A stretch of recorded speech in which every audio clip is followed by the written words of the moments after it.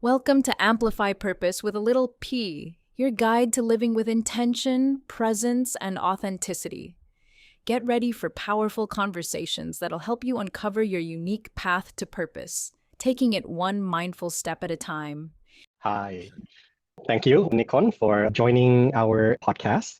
Amplify Purpose with little p. We believe that purpose has two elements, the big overarching dream, as well as the individual purpose that makes us wake up every day and allow us to apply what we can in our context and given our resources to slowly move one step at a time towards the bigger, big P purpose.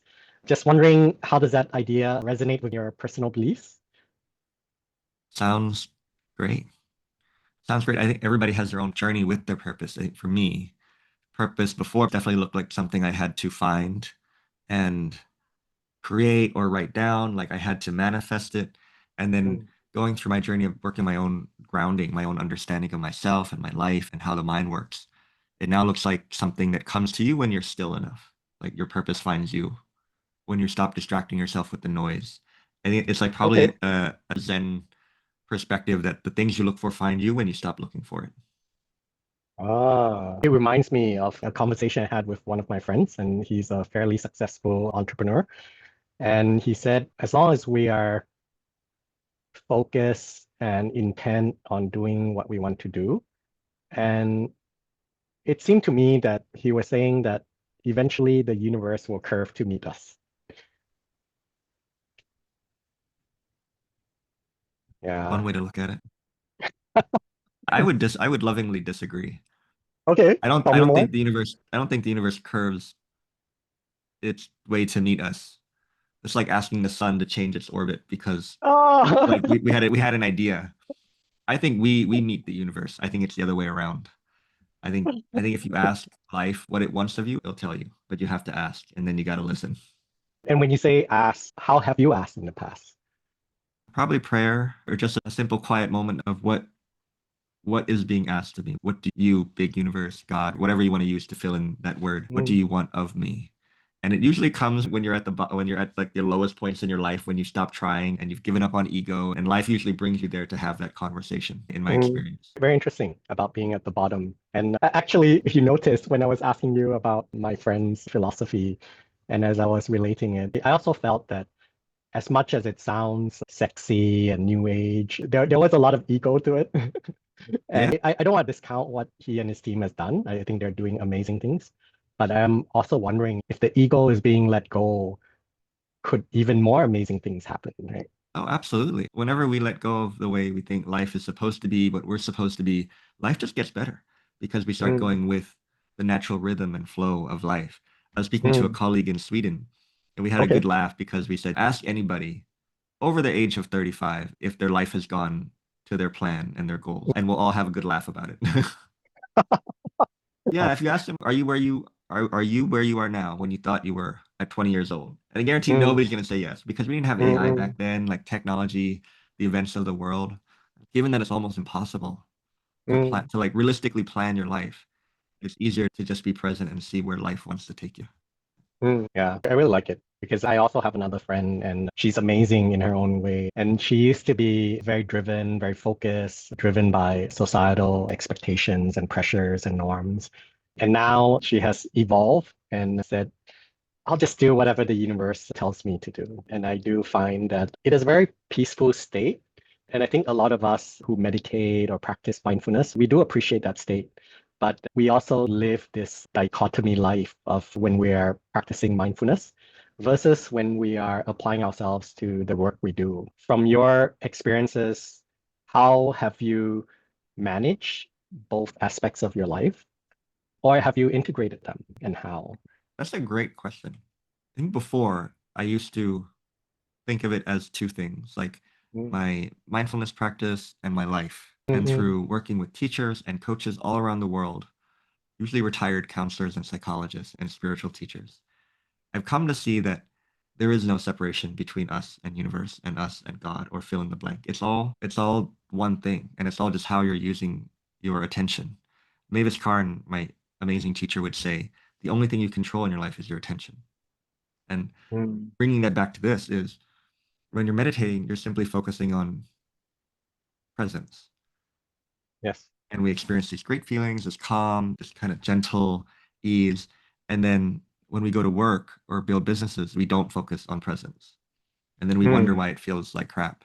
I don't know about anybody listening, but I find work and business and life gets infinitely better when I bring presence to all of those things. Like I come from that quiet space. mm, I meditate when I work. I meditate when I do taekwondo. I meditate when I play badminton. I meditate when I mm, play video games because I'm mm, there. Like I'm mm, really there. I'm really present. I'm not overloading my system with thinking. So for me, it's one and the same. I just think that a lot of people don't know they can do that. That mm, working on a proposal can be a meditative practice.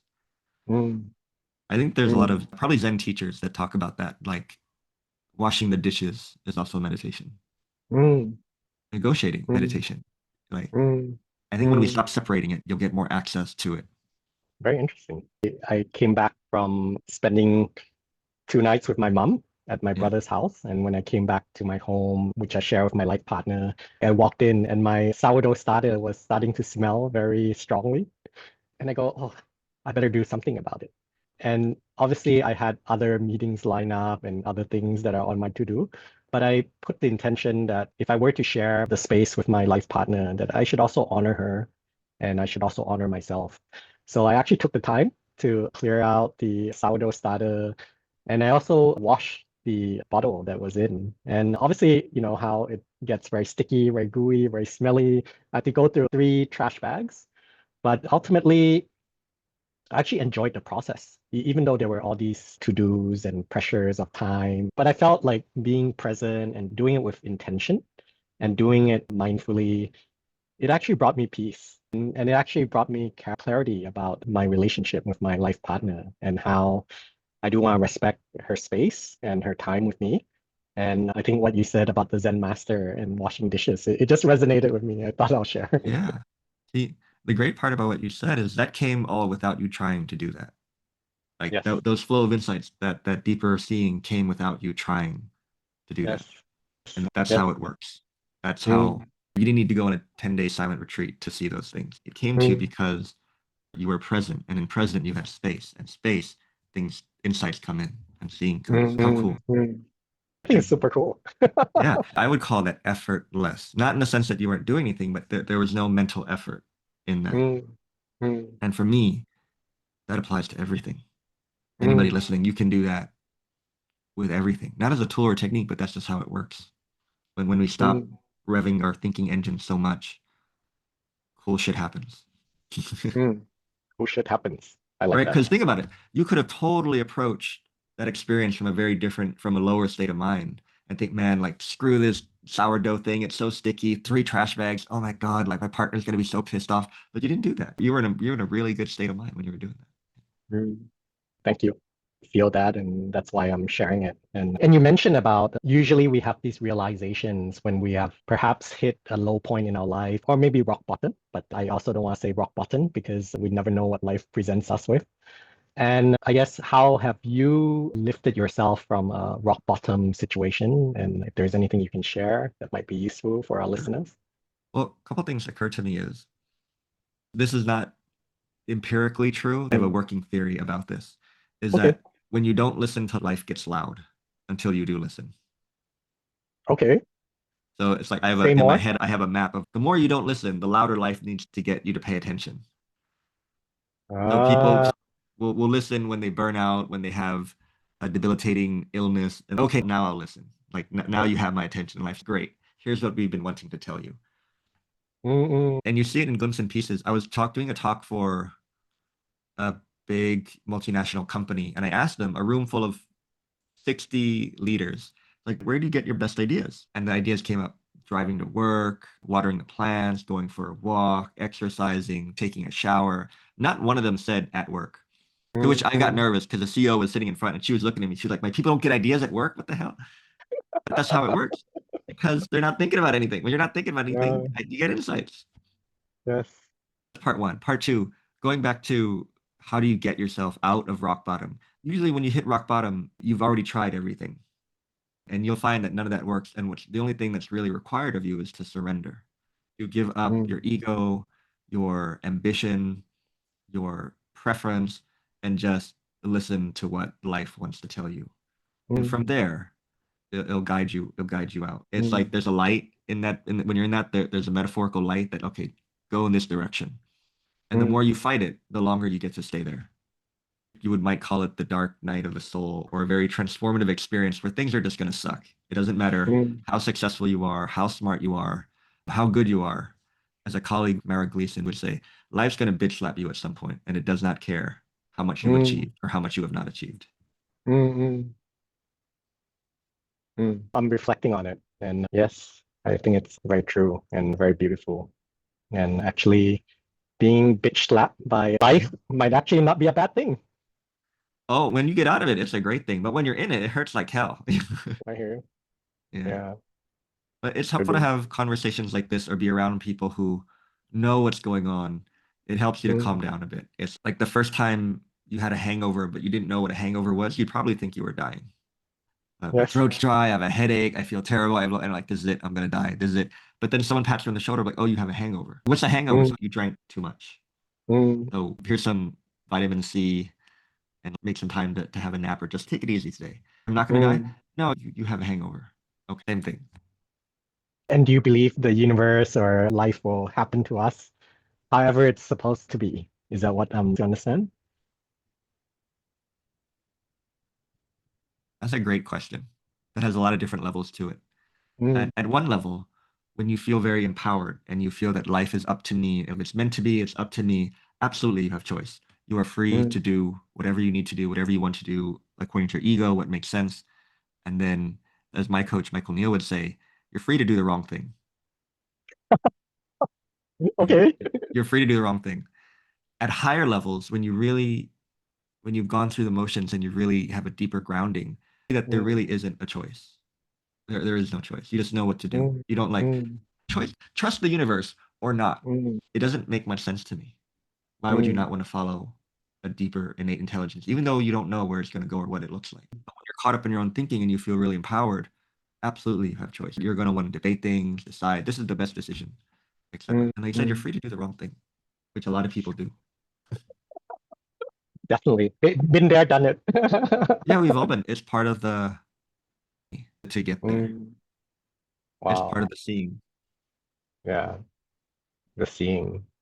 Yes. And thank you for pointing us to what to see and where to see and perhaps how to see as well. I have another metaphor. One of my favorite shows, Shogun. You ever watch? Shogun. Yeah, yeah. There's a scene at the very end where Lord Mm, Toranaga is talking to his subordinate and sharing his grand schemes and plans. And the subordinate asks him, who do you think you are, God? Are you trying to control the wind? And Lord mm. Toranaga says, no, I'm getting better at seeing where the wind blows. It's that. You can't control the wind, but you can notice where the wind blows, and then it's up to you whether Uh, you want to follow. But personally, between you and me, I don't really question where the wind blows, I just follow it. understand. And I guess when you say you follow it, I mean, you use the word see, but what about feeling? And you also mentioned grounded, right? When you Mm. say grounded, what do you mean? If you could So for me, elaborate. seeing is a feeling. It's a felt sense. It's a felt sense of you just know to go this way or that way. It's like you walk in a room and the Mm, vibe's off, and you're like, I don't know what it is about this place, but I need to not be here. It's a felt mm, sense. A metaphor would be if you're on a sailboat, and even if you've never been on a sailboat, you can watch people sail where they get a sense of where the wind is blowing, and then they adjust their sails to match the wind. What they don't do is, oh, the wind's going this way. I need to adjust my sails in the opposite way. They align with the wind, and then mm, the boat goes. They're not trying to paddle the sailboat. They're using the wind to guide them and push them along. mm, That's what I'm talking about. It's a felt sense. And grounding is a great question. What do I mean by grounding? To me, grounding is your understanding of how your mind works and your connection to yourself. mm, How well you understand yourself, how well you can really, how tuned in, tapped in, tuned in you are to this deeper intelligence of life. If I were to make a mm, metaphor, which actually is one of the first things I share with corporates when I do work, and we have these very spiritual conversations, is I draw a tree on a flip chart and I only draw a tree. And I ask them what's missing. And they say, oh, the roots. And I say, how do you know? If a tree doesn't have roots, it doesn't matter how tall it is, it'll fall over and mm, catch. So if a tree wants to grow taller, what should I draw first? Oh, the roots. That's grounding. The deeper your roots, the more the tree grows. Mm, And the mm. problem is when you only focus on the growth without the roots, eventually the tree falls down. I can resonate with that. And what are your thinking about? Because we do health and well-being coaching and mental health and self-awareness, self-resilience. And we talk a lot about trauma-informed interventions, which could be physical, could be reflective, could be conversational. And what are your thoughts about how this affects or how it should be used, if at all, to make sure the roots are healthy? What do you mean by trauma? In my own case, for example, that I can relate to, it's just what I grew up with, my interactions with my parents, my siblings, my grandparents. And it might not necessarily be their intent, but it's more my observation and perspective and what I took out from the experience, which might be imagined or might be true. And then it shapes me in how I live my life. For example, when I was young, my family went to Singapore and we were shopping in a mall and I was misplaced. And so I was separated from my mom and my siblings for about 2 hours. And I felt that, oh, there's this fear of abandonment, right? And obviously, I was recovered and everything went well. But this fear of abandonment, I think it's led me to make poor life choices as well as professional life choices. And I think it also leads to me seeking external validation in whatever I do. And I feel that how I would link it back to what we discussed is that if we feel the wind and we go according to the wind, then it's not only our ego that we have to address, but also how society externally validates what we do, our achievements, our failures. So, let alone following the wind or feeling the wind. But if we're listening to our ego, if we're listening to society and the world, I think we're like running around in circles, right? And that's my personal experience with trauma. Mm. And so I'm more aware of it, like you say, being more grounded. And I have a conversation with myself before I make decisions and before I start feeling something, right? And I think having these conversations and these grounding moments, if I may, then I can see, is it really the wind? Is it my ego? Or is it what Yeah. society or my friends or my peers put on me? Well, thanks for sharing. I am 1,000% sure that everybody listening to this will resonate with that story because we've all felt that at some point, abandoned, lost, insecure. Definitely. Well, thanks for sharing. Trauma to me looks like unrecognized thought, thinking I don't know I have, and I'm carrying it through time. Carrying, so me, I'm the one carrying it. I'm the one holding on to it. And the way thought works is thought is not, it's not like this pen. Like I can't give you thought, but I can say it. A thought can't do anything to me unless I focus on it. And so to me, trauma is me innocently focusing on thoughts I've carried that make me feel things I don't want to feel. Mm, Because I can get mm, lost in a supermarket now and I'm okay because I don't have the same thinking. Isn't that interesting though, that we can get lost in the supermarket today and not feel abandoned and not feel lost because I know better. But as a kid, we didn't know better, so we have different thinking about it. And given that we're always feeling our thinking, even the thinking we don't know we have on. So to me, trauma is we're just feeling thinking that we've carried through time. And if that's all trauma is, that's really profound and hopeful because the moment you drop that thinking, you're back to ground zero. The moment I drop it, which I mm, do all the time, we do all the time when I talk to leaders and we're like, how does this work? And what do you mean I can just drop it? You do it all the time. You might be worried about your family, your spouse, something, but the moment you step into a meeting and you have to focus, you're like, I'm going to mm, deal with mm, that later. I'm just going to be present. With me, like former Taekwondo player, I had to leave everything on the side of the ring when I stepped in the ring. mm, And I'm getting physically attacked by another person because that's the sport. But I love that stuff. This is great. Let's just beat the shit out of each other. Crowds cheering, they're yelling at me.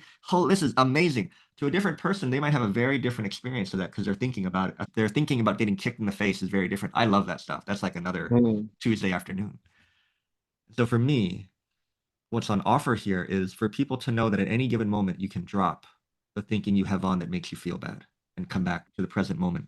In Thai, in the Buddhist philosophy, we have a phrase and it's called Lai Tuo Ton. Have you ever heard of that? Lai Tuo Ton. Translated to mm, English, it means without self, without mm, without ego, without who you think you are. It's the energy that's left. That mm, energy is pure, it's present, it's not carrying any thought from the past or the future. It's just present. Mm, And in that state, in that really present, pure state, you're okay. You're mm, always okay in that state. So for me, when I get triggered by things or things that might have happened in the past, or I'm scaring myself with worry about the future, it's mm, really helpful to know that I can go to that space of being really present. mm, And in that space, I'm present. And I'm back to looking at the trees, the mm, people, I'm back to just I'm here, mm, if mm. that makes sense. I don't know if any of that was helpful, but that's where it went. Oh, it's fine. I think the wind took us there, and I'm enjoying the conversation. It's definitely the Yeah. right conversation that we are There, having.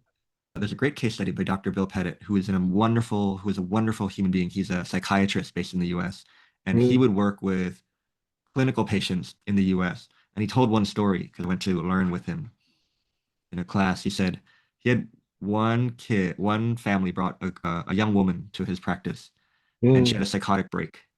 Psychotic break mm. being overwhelmed, overload, trauma triggers, you name it. She couldn't read or write anymore. It was that bad. Okay. And she was attending an Ivy League school in the US.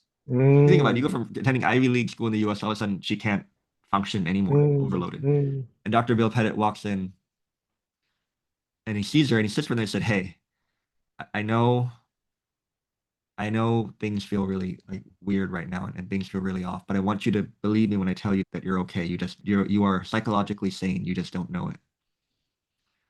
And the girl laughed. And through treatment over several months, she returned to a normal state where she could go back to school and attend classes and graduate.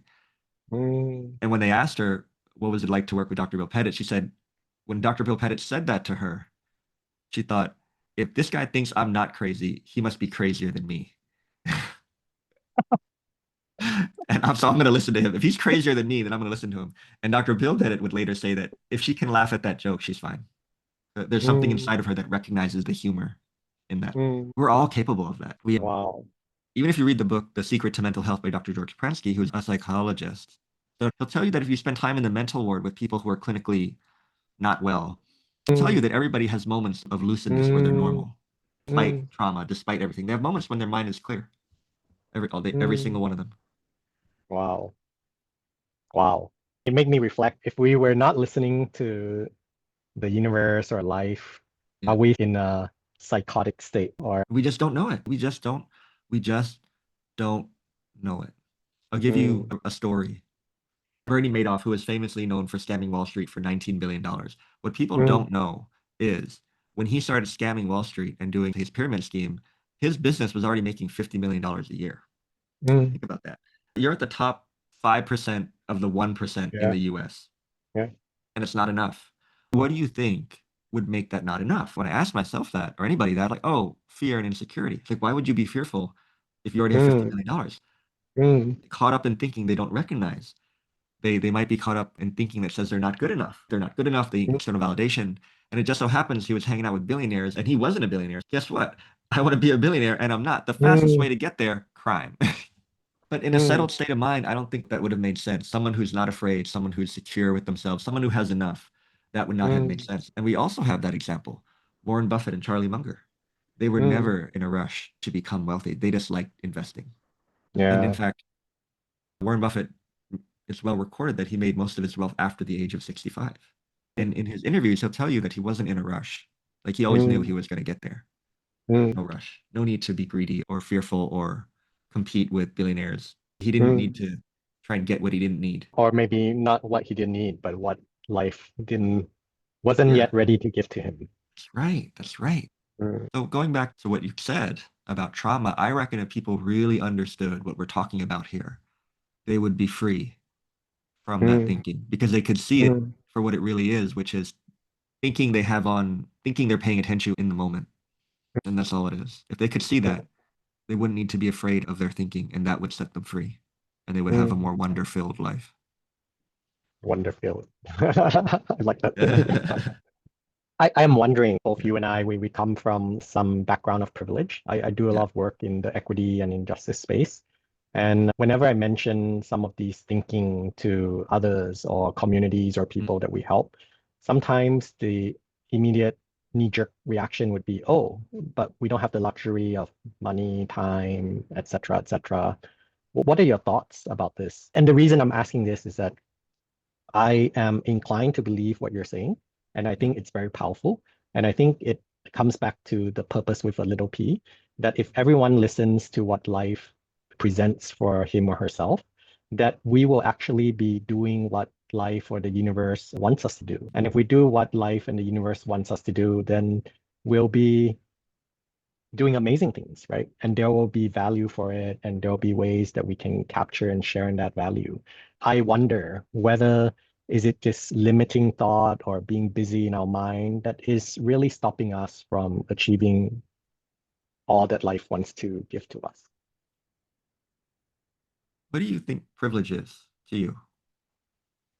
To me, privilege is actually not about money. It's not about time. It's about having the intent and having the opportunity to, like what we're doing now, right? Right, Meet, right. talk, converse, reflect, ground, listen to what life and the universe would like us to do. And I think that's the biggest privilege of all. Yeah. I like that a lot. And to me, privilege is an opinion, and you echoed that. And if privilege is they have more than me, therefore they're more privileged, I we can all play that game. Even now, there are more people Mm, that have more than I have than they're mm, privileged, and I'm not because they're a billionaire and I'm not, right? I don't want to play the game of life living like that, where other people have more than me and I have less, therefore I can do less. That's just not a mm, game I want to play. mm, And given that I have the freedom to not play that game, I can be happy where I'm at. And if I'm happy and settled where I'm at, life opens up. Life mm, blooms. It does not mm, contract. It's I forgot how to say it in Thai, but there's a saying of if you I'll say it in English, comparison is a thief of joy. If mm. all my attention is going towards why I can't do the things I want to do because other people have more than me, that's depressing. I'm gonna feel bad because that feels bad. But if I'm Yeah. present, I guarantee you life will find a way with me and for me. Mm, We mm, have so many examples of people doing so much with less. Mahatma mm, Gandhi, Mother mm, Teresa, Jesus. Buddha had to gave it up. He walked away from a royal family. Said, you know what? I'm going to go work on my grounding. Bye bye. I don't want to be a prince anymore. mm, We have real life examples in Thailand. For example, Kunme Watsana, who is a self-made Thai billionaire who runs OEM, mm, ODP, manufactures skincare and supplements, who was born into the family that were farmers. There's poor, and then there mm, was whatever she was born into, where she would mm, tell stories that her mom would not eat so that she and her siblings could eat. Think about it. She didn't have the privilege of food, her family. Her father, mm, she would say that if they were in 7 days a week, her father was drunk 5 days. The only way her Wow. father knew how to deal with the anxiety and pain of their circumstances was to drink. So not only was she born in a poor family, like it's like extra hard, right? And she Mm, just did not buy into the game. She did not buy into the thinking of privilege. She was like, okay, this is where I'm at. This is what I have. This is what I want. Let's see what we can do. mm, And man, she did it. She went all the way. mm, And that doesn't mean mm, that now she doesn't have challenges. In fact, I did a podcast with her, and mm, she'll tell you openly that she still has stress and she still has anxiety. She still has mm, worries and fear. In fact, she schedules time in her calendar to cry in her Rolls Royce because that's the only time she can be mm, alone to just be. So to me, privileges is a is an opinion that's probably more entertaining than helpful. Entertaining in mm, the sense that it can take up my attention, I can worry about it, I can fight for it, I can fight it. But it's really helpful to know that I don't need to buy into that. I can mm, come back to presence and listen to the universe and say, and really listen to where life wants to take me. And that it's okay if you, it's okay. I really want to voice that. It's okay. You can have an mm, ordinary life, and that is okay. I think mm, that's probably more felt in Asia, where we have the comparison is probably a lot more stronger, especially in countries like Korea. If you're not successful, you're a piece mm, of shit. If you don't have a mm, job that pays you a lot of money, you're not successful. From this perspective, you could be the happiest fisherman in the world. You could be the happiest street cleaner in the world and have a wonderful life and experience happiness that most CEOs would probably give everything up just to experience a glimpse of the peace and mm. happiness you walk with every day. That is so beautiful because yeah, that is really beautiful because I have these conversations with my life partner and she was saying, "Oh, you can do whatever as long as you do it and you're happy, and just for the sake of argument and making it clear, it's, oh, you can be a bum. And as long as you're a happy bum and you can do it and do it well, it's fine. And I think it is a privilege for me to meet such a wonderful person and understanding and caring. And I feel like to me, it's not about whether I'll be a bum or not bum. I think life has presented me with this life partner, and I shall cherish her and honor her. If you see me as a happy bum, don't be surprised.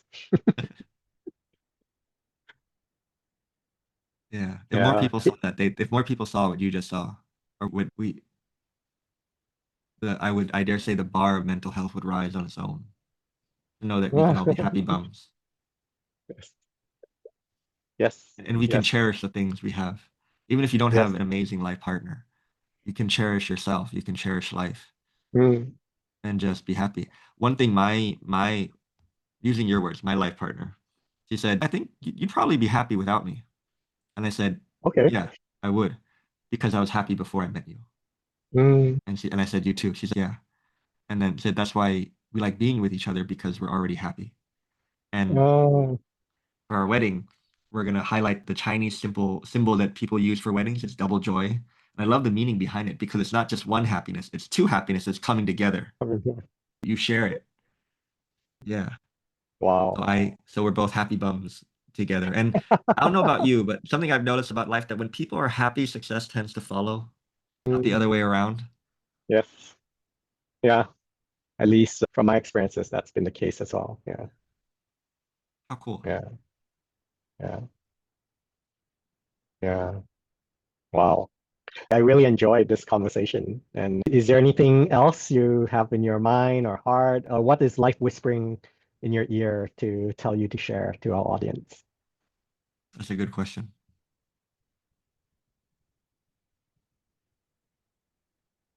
I would say to the audience what Dr. Bill Pettit said to me in a group of students when we asked Mm. him a similar question. What would you give to us who are about to go out and share this understanding to the world? And he said, just be really gentle with yourselves. Mm. I like That's that. it. I Be like that. really gentle with yourself. Be your body and your mind's best friend. That's it. Okay. If you can do that, most of the other stuff tends to fall into place. I love it. I really love it. I'm doing a lot of self-love, self-care, Yeah. and it's just what I do. And whatever happens in life or whatever life gives me, it's something I won't give up. And I think it is a privilege that I have, and I will continue that privilege. And I don't think it's really about working out in a fancy gym or having a health coach that you pay a lot for. I think a lot of things that we do for self-love, self-care actually could maybe not take a lot of time. Like you say, if we are being present and enjoying washing the dishes, imagine how much dishes we have every day to wash. Yeah. What occurs to me is, in light of this conversation, is being gentle with yourself also looks like not hurting yourself with your thinking. Yes. It looks like not holding so tightly the thought that makes you feel afraid or pain. It looks Mm, like putting that down too. yeah. Thank you. I think I needed that. I'm an Yeah. overthinker. Wow. Thank you, Nikon. And thank you for being Pleasure. on Amplify, Purpose with a Little P. And looking forward to welcoming you back many and many times, and also our Absolutely. collaboration together. Always a pleasure. Thanks for having me and wishing you and your podcast the best of luck. May many people listen to it and get many insights. Thank you. Kapun. There you go. Thank you for listening to Amplify Purpose with a little P. If you like the content, please subscribe and like to receive notifications of our latest posts.